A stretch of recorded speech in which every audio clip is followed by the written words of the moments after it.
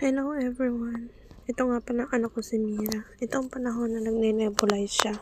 Preparation for heart open surgery.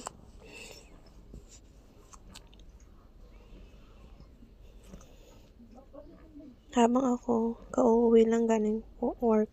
Pagod dyan, pagod na pagod. Kasi next day, kailangan niya namin i-admit si Mira sa Sheikh Medical Hospital dito sa Abu Dhabi. Heto, nasa hospital na kami sa admission. Waiting na lang kami para kumuha ng dugo ni Mira. Nilalaro ng kanyang tita Yaya si Mira. Ayan, dumating na ang mami lola ni Mira. Naglalaro sila. Laro lang ng laro.